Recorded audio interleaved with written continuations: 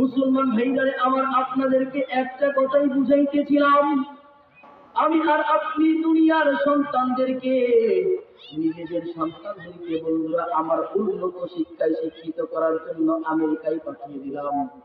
আমি আর আপনি নিজেদের সন্তানগুলিকে উন্নত মানের শিক্ষায় শিক্ষিত করার জন্য বাহিরের রাষ্ট্রে পাঠাইলাম। কিন্তু আমি বাবা বাবা হয়, আমার এক মুহূর্ত সময় হলো না এ সন্তানকে আমি একবার কালিমার তালকিন করে দিলাম।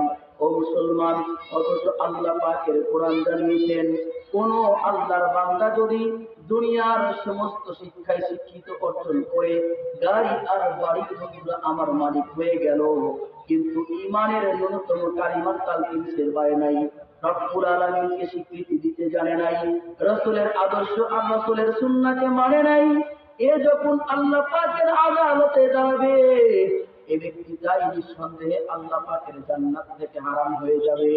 পক্ষান্তরেই কোন ব্যক্তি যদি দুনিয়ার কোন স্টেবলিশ কোন ব্যক্তির মতো হতে পারে নাই, বরং শুধুমাত্র কেবলমাত্র তার গাড়িও নাই বাড়িও নাই, সে কোন কোটি টাকা ব্যাংক ব্যালেন্সের মালিক হয় নাই, শুধুমাত্র আল্লাহ পাকের দরবারে এইটুকু শিখেছে, আমানতু বিল্লাহি ওয়া মালাইকাতিহি ওয়া কুতুবিহি ওয়া রুসুলিহি ওয়াল ইয়াউমিল আখিরি ওয়াল কদরি খাইরিহি ওয়া শাররিহি মিনাল্লাহি তাআলা ওয়াল বা'সি বা'দাল মাউত।